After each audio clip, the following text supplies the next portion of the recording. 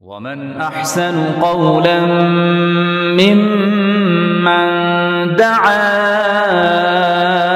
إلى الله وعمل صالحا وقال إنني من المسلمين.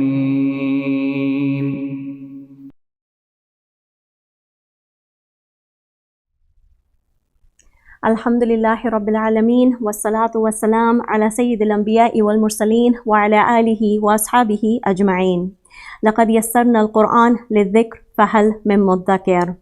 Rabbi shrah li sadri wa yassir li amri wahlul 'uqdatam min lisani yafqahu qawli. Assalamu alaikum wa rahmatullahi wa barakatuhu, and welcome to another session of Arabic, classical Arabic, where we learn Arabic in order to understand the word of Allah subhanahu wa ta'ala and draw closer to Him.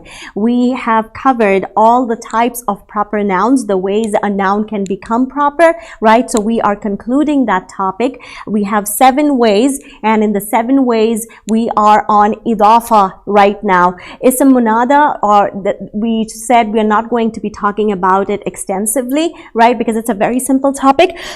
Inshallah, it'll come up later on. But for now, we are going to focus on Idaafa. We started it last week, those who have been joining us. This week, we continue with Idaafa. I need water.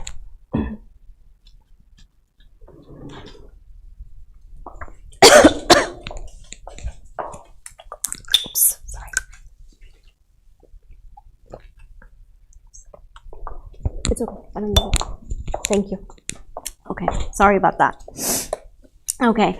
So we are on the topic of Idaafa, and we continue this week, inshallah. Last week, we started off with understanding the concept. I introduced it to you. And this week, we continue with it. We continue with application as well. All right. And the other thing that we are going to see in Idaafa is, I'm going to familiarize you with certain terminologies. All right. We're not big on terminologies, I know, but just to introduce you to it. So if you hear anywhere else, or if you come across in any other books that you may be studying, you know what it is. All right. So we'll touch that very lightly. And last week, what we did in Idaafa was we did the construction with singular nouns. Okay, this week we are going to focus on duals and plurals. How does an Idaafa construction look like with the dual and the plural, inshallah? But before that, like the format of the class is, we are going to apply. And I am so excited to apply the concepts today because of this gem that I found from Surah Yousuf, inshallah. Before I get into the ayah, there was a correction that needed to be made in the notes from last week. By the way, notes for today are in the description box, so you can open them if you have not already. I said Hamidu Baitin. Does not make sense at all, right? It's Baitu Hamidin, and the correction has already been posted in the previous video. But just to, if you have not checked that is the correction that I needed to make. It says Hamidu Baitin. That's completely wrong. It's Baitu Hamidin, house of Hamid, not Hamid of house, right? So that's the correction. And then last week also in the comment section, as I was reading through them, I see many of you have asked the question about the dua that we did last time. Inna salati wa nusuki wa mahyaya. The question is on mahyaya, like everything is salati, my salah, nusuki, my sacrifice, and then we have mahyaya, which is my life also, but it looks different. What is the reason for that? It being an Idaafa as well. So inshallah, we'll look at that at the end of the class. I'll answer that question. Very simple, inshallah. But right now, how do we apply whatever we have learned, everything that we have learned? So usually, like, I bring you a couple of lines, right? And then we apply in different places whatever we have covered. This ayah that I'm going to show you today, if we can have it up on the screen, okay? It's from Surah Yousuf, all right? It's ayah number 3, and one word, Quran, okay? We see the application of at least 5 of the ways a noun becomes proper. So you will see that one word in that one ayah, all right, one word in that one ayah coming as a pronoun, coming as ism ishara mushar ilay, coming as a name, coming as alif lam, and then coming as an idafa construct also. So 5 of the 7, subhanallah. I mean, these are things, these are the subtleties that, you know, translation never is able to capture, and this is basically what goes to attest and affirm that Quran, it cannot be a man's word. It is the word of Allah subhanahu wa ta'ala. So let's quickly take a look at the ayah. If we can have it up on the screen. Afreen, if you can switch it to the screen. Thank you. Surah Yousuf, ayah number 3. Okay, yeah, there we go. Here. So we have, if you look at it, we have Nahnu naqussu ba'da a'udhu billahi minash shaitani rajim wa bismillahir rahmanir rahim. You have Nahnu naqussu alayka ahsan al-qasasi. So first we are going to apply all the proper nouns, okay, that we can identify, which is referring to Quran. There are many proper nouns over here, but the ones that are referring to Quran, okay, Quran, Ahsan al-Qasasi, the best of the stories. This is referring to Quran, Ahsan al-Qasasi. So this is your Idafa construct, okay? So that's number 1. Quran has been mentioned, has been referred to by Ahsan al-Qasasi, the best of the stories, as an Idafa construct, all right? The next thing that we have is, if you look at this, okay, here, Al-Quran, right? It is a name. Okay, Al-Quran is a name, right? Quran, name, but it becomes proper because of that. And then also Alif Lam. Alif Lam makes it Ma'rifa, right? So then this is your this is the third application of proper noun, all right? And then this whole phrase is actually Ism Ishara Mushar Ilay. Hadha al-Quran. This is Ism Ishara Mushar Ilay. So this is number 4, Quran, referred to in this ayah as a proper noun in one ayah, okay? As a proper noun in 4 different ways, okay? And then we have another one here, over here, qablihi, min qablihi. This hu dhamir over here, the pronoun who, is also referring to the Quran, okay? It's also referring to the Quran. So this is your 5th, and then this qablihi is an idafa construct that makes it 6. So Quran is being referred to in this one ayah, all right, in this one ayah, 6 different ways in its proper form, all right? A very, very beautiful and an excellent example to apply all the proper nouns that you have learned. So proper nouns are what? Idafa, we just saw it, 2 Idafa constructs that refer to Quran. Then a noun that comes with Alif Lam, Quran, Al-Quran, right? Anything that is a name, Quran is a name of a book, all right? So that's your 3rd. Then Hadha al-Quran, which is your Ism Ishara Mushar Ilay, that's your 4th one, right? And then 5th one is, of course, Ahsan al-Qasas itself, referring to Quran. So these are all examples for proper nouns in this one ayah, right? Now, to look a little bit more into this ayah, Nahnu naqussu alayka. Nahnu, if you look at Nahnu, this is what? What kind of a proper noun? It's a pronoun which is detached, right? So Nahnu is detached, and then alayka, example for proper noun which is attached pronoun, alayka. All right, so we have narrated to you the best of the stories. Of course, Quranic stories are the best of the stories, and here it is referring to the story of Yousuf alayhi salam. It is not to say that Yousuf alayhi salam's story is the best story in the Quran. It is referring to all the stories in the Quran, and the comparison is with the non-Quranic stories. All right, stories are usually what? They are told for entertainment purpose, but what distinguishes Quranic stories is that they're not for entertainment, they're for nasiha, therefore taking lessons from them. There is warning in them. There is we listen to these stories and we improve ourselves, right? The morals that we take. So there are multiple purposes that are embedded into the story, each and every story in the Quran, and that's what makes it ahsan, all right? It's not for entertainment value. Bima awhayna ilayka, again, this is your attached pronoun, okay? Example for attached pronoun, which is proper. Hadha Quran, ism ishara, mushar ilay, we just covered it. Wa in kunta, we have not learned yet. Min qablihi, qablihi is your idafa construct. If you look at your notes from the last class, I gave you a list of special mudafs, and qabl is one of the special mudafs, okay? Here it has come with attached pronoun, and then we have lamin al-ghafilin. This is, of course, again a proper noun, okay? It's a proper noun, al-ghafilin. If you remember, and that's what we're going to cover today, if you remember, al-ghafilin, is that its original state? No, that's not the original state of al-ghafilin. What is the original state of al-ghafilin? If we go back to our lessons about the status of nouns, we'll see that it was actually ghafilun, right? It was ghafiluna. It had the una ending, but then now it has changed to ghafilina, ina ending. Why? There's a reason, and we'll get to it very soon, inshallah, in 1 or 2 classes, inshallah. So that is basically, we're going to look at those una, how the una becomes ina or the ani becomes aini in today's lesson, because this is what we are going to, what we're going to focus on when we try to understand the idafa construct that is made up of duals and plurals. Last week, what did we do? We did singulars.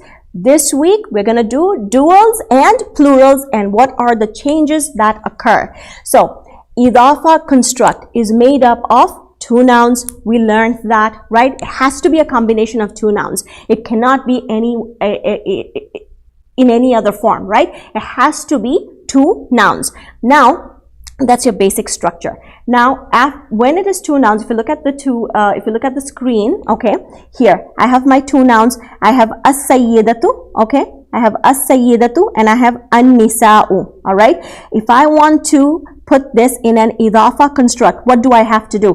I'm going to get rid of my alif lam. See, alif lam is not here. This has to be fatha. Okay, alif lam. I take out my alif lam. All right, tu is tu, and then over here, what did I do? What's the change that you notice? The U became a E. This is the default state of the second noun. So it's made up of 2 nouns. This is the first noun, okay, and this is the second noun. Idafa construct made up of 2 nouns. This is the first noun, okay, and this is your second noun. What is the first noun called? The first noun is called mudaf, okay.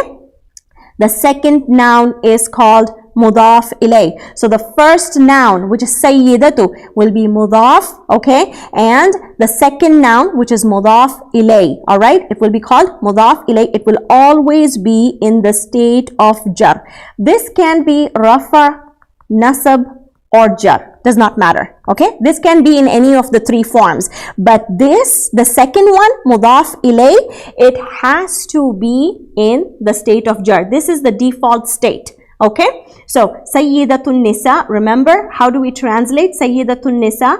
In the middle, in between the both of them, there is an invisible of leader of the women. This is the title that is given to Khadija radiallahu anha, right? So if you're following Mothers of the Believers, we are talking about her, and we mentioned Sayyidatun Nisa, Khadija radiallahu anha. Anyways, so we have this example, all right? Now, that's the example for singular. This is all singular. This is singular, right? This is plural, of course, but does not have any of the noons or anything, or the una, ina ending. Now, what we're going to look at is, what about this one? Al-kafirani, okay? It's dual, right? And then you have al-madinatu. I have 2 nouns. How am I going to make an idafa construct of the 2? I want to say the disbelievers. Kafirani means disbelievers, right? It means disbelievers. Disbelievers of the city. This is what I want to say. So when I see the word of, that means I have to put it in an idafa construct. My first word, this will be my mudaf, okay, and this is going to be my mudaf ilay. Now, how am I going to construct it? Like I said, you're going to get rid of alif lam, okay, alif lam is gone, all right, alif lam is gone, so I'm going to write ka, fi, ra, okay.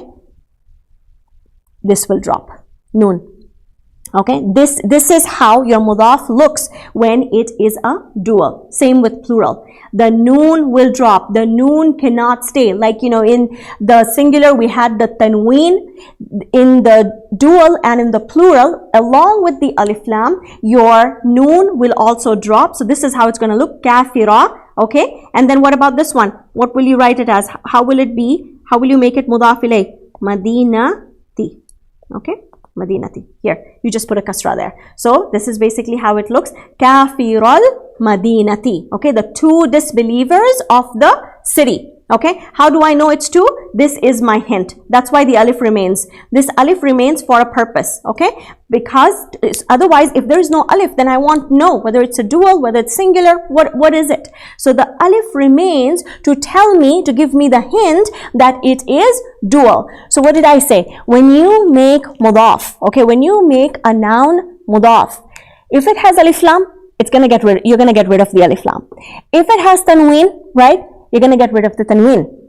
If it has noon at the end, you're gonna drop the noon, just the noon. Like in al-kafirani, we drop the alif lam, and then we also dropped the noon. We don't touch the alif, and the reason we keep that alif is to tell us, that's the hint for us, that this is dual, and therefore I translate to disbelievers of the city. Okay, let's look at another one, inshallah.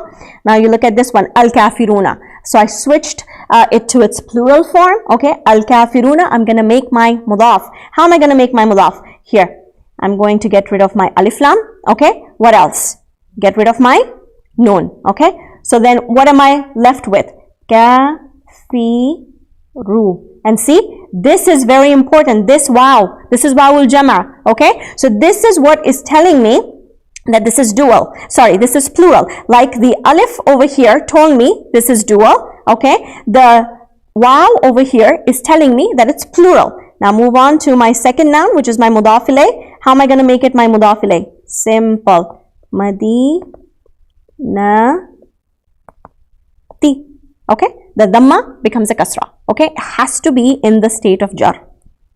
There's no other way. Okay, so here how will you translate? It's you will say that the disbelievers of the city. Let's take a look at another one here. Al-walidani. Okay, you have al-walidani. You have to make it, you have to turn this into Idaafa construction. Hamid, I want to say parents of Hamid. Okay, this is, I want to say parents of Hamid. How am I going to say parents of Hamid? So my first noun is what? Al-walidani. Al-walidani, remove my alif lam, remove my noon. I have walida, right? Alif is there, dual, parents of, and then hamidun will become hamidin. So let's look at the screen really quickly. Here, if I have al-walidani, all right, walida. Noon is gone, alif lam is gone, okay? And then over here, hamidin, okay? Here, invisible, off. Or you can say apostrophe s also. However you want to translate, you can translate both. You can say parents, okay, parents of Hamid, or you can say Hamid's apostrophe, Hamid's parents. So whenever you see the translation, in the translation of, that's a hint of Idaafa construction. When you see the apostrophe s, that is also an Idaafa construction. So Idaafa construction basically is showing possession of something by something. Okay, parents of Hamid, right? So Hamid is the one who, you will say, is the one who is the possessor, and the possession, don't take it literally, okay? Possession, parents over here. Or say, for example, Kitabullah, right? Kitab is the possession, Allah is the possessor. So the possession is called mudaf, all right? And the possessor is mudaf ilay. So in Kitabullah, Kitab, mudaf, lafdhun jalal, Allah will be mudaf ilay. Mudaf, mudaf ilay, together we have Idaafa construct. Now, let's look at the last example, and then we'll move on to some practice exercises. Ummahatu, al-ummahatu, right? Al-ummahatu and al-ahlu. Here, ahlu means family, okay? Ummahat, of course, it means mother. Now, mothers, it's the plural form. What am I going to do? I'm going to get rid of my alif lam. Is there anything else that you will get rid of? There is no tanween, of course, because there's alif lam, and there's no noon. So you're just going to keep it as is. Ummahat. Okay, ummahatu, you are not going to touch the ta. Ta is going to remain, okay? Ta is going to remain. It's only with the noon that we do the adding and the subtracting and all of that. Otherwise, everything remains as is. So ummahatu, and then what about here? Ummahatul ahlu, no, ahli, okay? So mothers of the family. So this is how we apply the Idaafa construct, the rules of the Idaafa construct on a noun that is dual and on a noun that is plural. Now moving on, let's do some practice exercises. Before I do the practice exercise, I want to review this, refresh your memory really quickly with this. Okay, on the screen it's coming, this is supposed to be blue. Why is it coming that dark? Can you see? Almost, it's coming black and red. This is like blue on, originally it's blue. Never mind. Okay, so anyway, black, it pops. So it'll be easy for me to make the point. When we did the status of nouns, right, we studied Rafa, Nasab, and Jar. And we learned that Rafa is your original state. When that original noun is acted upon, this is the original state, right? Al-Muslimu, Al-Muslimani, and then Al-Muslimuna. Okay, for the female, it is Al-Muslimatu, Al-Muslimatani, and then Al-Muslimatu. These are your original state of the word Muslim, okay? In its singular, dual, and plural form. We learned that the state changes, okay, into Nasab here, with that is your Fatha, Ani, Aini, or Ina ending, right? Similarly for the female. And then it changes to the state of Jar also. It takes the E ending sound, or it will take the Aini ending combination, or it will take the Ina ending combination. Whenever you are making mudaf ilay, the second noun, okay, when you are making mudaf ilay, which is the second noun, the noun will change from its default look, which is the first row, and it will take the look that is there in the third row. Okay, Al-Muslimati, Al-Muslimataini, Al-Muslimati, and in the male it is Al-Muslimi, Al-Muslimaini, and Al-Muslimina. So the first row is your default state. Just quick review of that concept of status.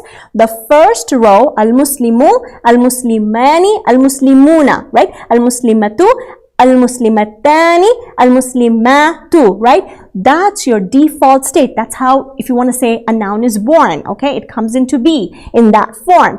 Then something acts upon it. What acts upon it? That will be our next topic, inshallah. So something acts upon it, forcing it to change its look into Muslima, Muslimaini, or Muslimina, or which is your nasab look, right? Or Muslimi, Muslimaini, or Muslimina. That's your jar look. In your Idaafa construct, it's going to be the third row. That's basically what you're going to look for. So if you want to identify in the Quran, in the Mus'haf, right, nouns that are part of an Idaafa construct, okay, your hint is that the second noun, it has to be in the state of jar. It cannot be in any other form, okay? It has to be in the state of jar, and the first noun, okay, the noun before it. So this is basically how you determine whether it's an Idaafa construct or not. You open up your Mus'haf, you come across a noun that has an Ina ending. Now, is it an Idaafa construct? What you're going to do is you're going to look at the noun before it. The noun before it cannot have alif lam, cannot have tanween. This is standard. There cannot come anything between Idaafa construct. A basic rule. Exceptions are there, but we'll go with basics right now, right? So when you see that, immediately, without any doubt, you will say this is an Idaafa construct, right? Qul a'udhu bi rabbin nasi. Rabbin nasi. Is it Idaafa? Let me think. An-nasi, right? It's in the state of jar. I have one aspect matched already to mudaf ilay. Now for it to be mudaf ilay, it has to be preceded by a noun that does not have alif lam, does not have tanween. Rabbi, okay? It's light. Therefore, it's your Idaafa construct. Maliki yawmiddin. Yawmiddin, we're going to look at yawmiddin, right? Yawm does not have alif lam, does not have tanween. But what about the noun after it? The noun after it has to have a jar ending, right? Yawmiddini, kasra. It's your Idaafa construct. These are the tips. These are the rules, okay? Very simple. the ways that you can determine Idaafa construct in the Mus'haf. Okay, now, so that was a quick review. Let's quickly go over this exercise. I'm not going to do all of them. I have given the key to this exercise in the same document. So at the end of the packet, you will find the key also. You can work it on your own and then you can check the answers. Okay, so here, let's take a look at this one. The yellow one, An-Nurullah, An-Nuru and then Allah. This is of course singular. Lafzun Jalal is singular. Okay, that's why I highlighted it in yellow. We're going to focus mostly on the duals and the plurals. So here, how do I make it Idaafa? Nur. This is Mudaf. Okay, I got rid of my alif lam and then Lafzun Jalal, Allahi. Okay, Nurullahi, light of Allah. Now look at this one.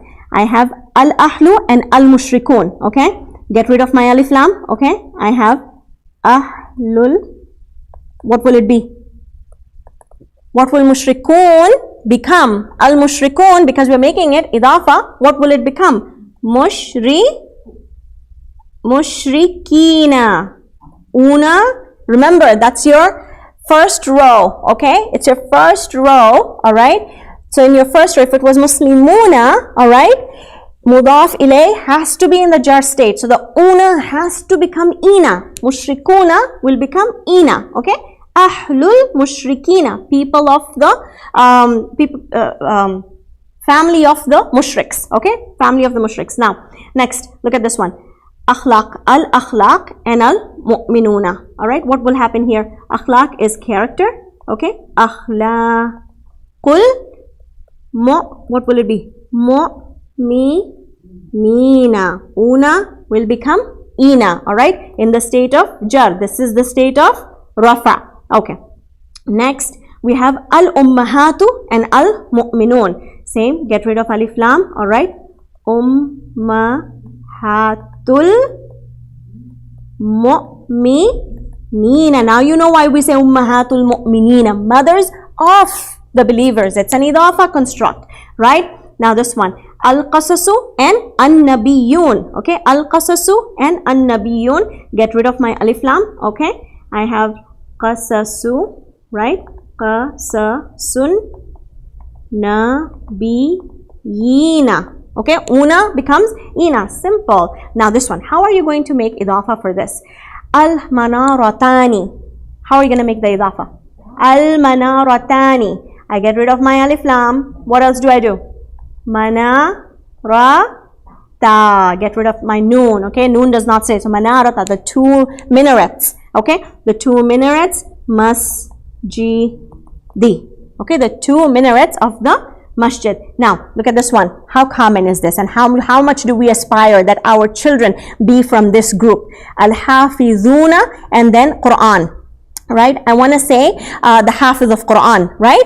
How do I say it? Get rid of my alif lam. Get rid of my noon, and then I have Hafizul Qur'ani. Okay, Hafizul Qur'ani, the memorizers of the Quran. If this waw was not there, and if it was just this, Hafizu, right? If it was just this, then this is singular. It means I'm just referring to one person. But this waw is telling me that it is plural. So that's the reason why waw is kept and only the noon is dropped. Okay. So Hafizul Qur'ani. Now one more we're going to do, and then I will leave it up to you to complete this exercise. Okay. You have Hamiduna. Alright. Hamiduna Dinu. Right. Hamiduna. Simple. Get rid of my noon. Alright. And I write Hamidu. Keep the waw. Ni. Okay, the servants of, or the servants or the ones who serve the deen. Okay, so this is few of the examples that okay, let me do number 13. Look at number 13. Okay, actually number 12. Let's take number 12. You see, al-waliyu and then al-muttaqun. Okay, al-waliyu and al-muttaqun. How am I going to make it mudaf? I'm going to get rid of my alif lam. Waliyu. Okay, waliyul. What is this going to be? Muttaqina. Okay, muttaqina. How do I know that this muttaqina is part of an Idaafa construct? I'm just going to look at the noun before it. If the noun before it does not have alif lam, does not have tanween, does not have noon, this has to be an Idaafa construct. Okay, this has to be an idafa, and that's how you know how to translate. Okay, look at this one. Al-jaza'u al-kadhibun. Okay, so same, get rid of my alif lam. Okay, I write jaza'ul, what is this? Kadhibina. Okay, jaza'ul kadhibina. Again, if in the mushaf I will come across this, right? I want to find out if this is part of an idafa construct or not. I just look at the noun before it. No alif lam, no noon, no tanween, translation, reward, or sorry, this is not reward, compensation, okay, or punishment, you can say, of the liars, the ones who denied religion. Okay, all right, then ajrul mu'minin, same thing, reward of the believers. Al ajru and al mu'minun becomes ajrul mu'minin. Then we have an-nuru, and this is feminine, right? I gave you one example. See, ta remains ta, don't change it. Okay, nurus samawati. Okay, you're going to see Idaafa construct everywhere in the Quran. It's a really big topic, and it's a milestone, honestly. Okay, so here I'm going to just let you complete this exercise on your own. The answer key is there, and as usual, if you have any questions while you are doing this exercise, please feel free to post them in your comment section. Okay, all right. Now we are going to, before we wrap up, the question that was asked from last week, right? So it is the dua that we did. قُلْ إِنَّ صَلَاتِي وَنُسُكِي وَمَحْيَايَ وَمَمَاتِي لِلَّهِ رَبِّ الْعَالَمِينَ, right? So the question that was asked is that we have salati, right? Which is my salah, salati, these are all idafa construct. Nusuki, yi, these are all, this is also an idafa construct, okay? It's following a pattern, right? Salati is similar to nusuki, right? We have mahyaya, and then we have mamati. So salati, nusuki, mamati, they seem to be following a similar pattern. But what happened to mahyaya? Because mahyaya also is translated as my life. But why does it look different, and why does it sound different? If we can have it up on the screen, okay? So I'll point it out to you. Afrin, can you put it up on the screen, please? So you just take a look at it here. Salati, okay? You see the ya sakin over here, okay? Ya sakin, okay? And then you have mamati, ya sakin. So this was originally, it's a simple technicality actually, okay? Ya, this is what it was, okay? This is sakin, all right? Ya sakin. Now, it is a general principle in the Arabic grammar that, see, mahya, this is alif maqsura. Alif maqsura has a sakin, okay? It's not punctuated. What does sakin mean? That it is not punctuated. So alif maqsura is not punctuated, and then ya is not punctuated, right? You cannot have two letters with sakin or two letters that are not punctuated together, okay? So what do? They simply polish it to make it sound like mahya ya. Simple. Okay, it is for a polish purpose. Like for example, you have pneumonia, and I give this example all the time. You have pneumonia, but you're not going to say pneumonia. It just does not sound right. So simply, in the same way, mahyai, it just does not sound right. So that's why we make it mahya ya. All right. So this is, I hope this clears it. And if you still have any more questions, God help me, because I don't know what else to say. But that's the answer to it. Okay. All right.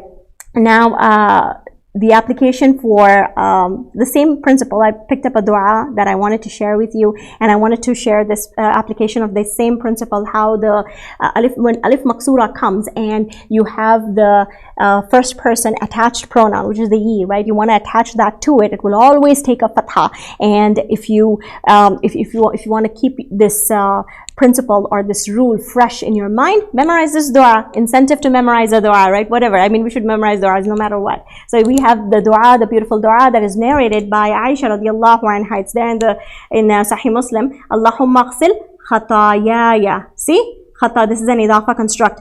Allah, wash my sins. Okay? Wash my sins. This is such a beautiful dua. Bima'in, okay? Water.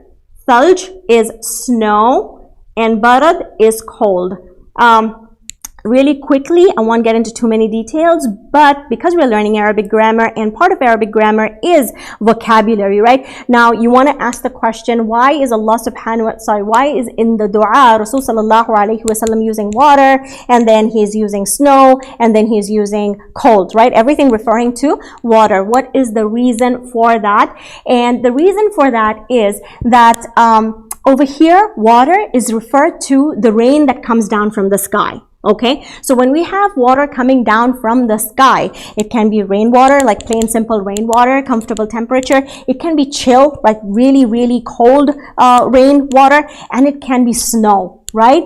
So the rain over here coming from the sky is actually metaphor for the maghfirah of Allah subhanahu wa ta'ala that we're asking. Like, just like you send rain from the sky, whether it is snow, whether it's ice, whether it's just plain water, it cleans the atmosphere, right? It cleans the environment. So similarly, send down your maghfirah.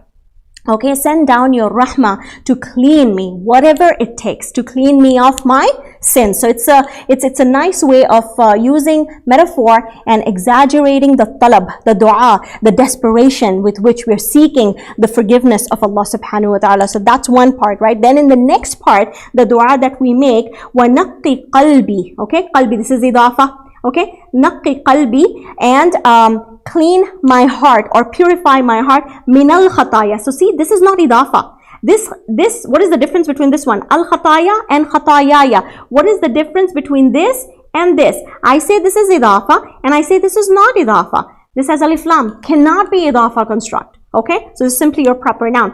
And purify my heart, this is of course Idaafa, purify my heart from the sins. From the sins, kama naqayta thawbal abiyad, like you purify or clean the white garment from impurity. You know, when you have a white garment, even the slightest dot on it is visible, right? So here, we're asking Allah subhanahu wa ta'ala first to grant us His maghfirah. Once He has granted us His maghfirah, any trace of my sin, right? Any trace of my sin, Ya Allah, remove that trace also, like you remove the trace from a white cloth. Okay, and then the last one, subhanallah, is وَبَاعِدْ بَيْنِي وَبَيْنَ خَطَايَايَ. This khatayaya is Idaafa, my sin. Okay, وَبَاعِدْ بَيْنِي وَبَيْنَ خَطَايَايَ, and cause there to be a distance. Okay, cause there to be a distance between my sins, right? And between me and my sins, between me and my sins, kama ba'adta, like you cause there to be a distance between the mashriq, west, sorry, between the east and the west, east and the west. This is all proper noun, of course. So first we ask Allah subhanahu wa ta'ala to forgive us, and then as in order to show the desperation, we continue to ask Allah subhanahu wa ta'ala, Ya Allah, not only forgive me for my sins, but also remove all the traces of it. Let there not be any trace of the sin in my life, right? So that's the second part of the dua. And the third part is so that I don't fall back into it. Because why? Kullu bani Adam khata, so that I don't fall back into it. Ya Allah, cause there to be a separation between me and my sins, like you have separated the east and the west. Bain al-mashriq wal-maghrib. And with that, we wrap up today's lesson. Alhamdulillah. So we covered Idaafa, right? Idaafa, that is made up of two nouns, all right, mudaf and mudaf ilayh. We learned how to construct the mudaf, does not have alif lam, does not have tanween, the noon will drop. And then we learned how to construct the mudaf ilayh, simple. It will have alif lams very rarely, but it is possible that mudaf ilayh can be in the common form also. We'll see examples next week, inshallah. But it is always in the state of jar. And the translation will have an off, or it will have an apostrophe s. As always, if you have questions, please put them in the comments below, and inshallah, I will get to them as soon as possible. Jazakumullahu khairan for tuning in. And inshallah, keep practicing, keep reviewing, and keep growing. I'll see you inshallah next Sunday. Assalamu alaikum wa rahmatullahi wa barakatuhu. قد أفلح المؤمنون الذين هم في صلاتهم خاشعون والذين هم عن اللغو معرضون والذين هم للزكاة فاعلون والذين هم لفروجهم حافظون إلا على أزواجهم أو ما ملكت أيمانهم فإنهم غير ملومين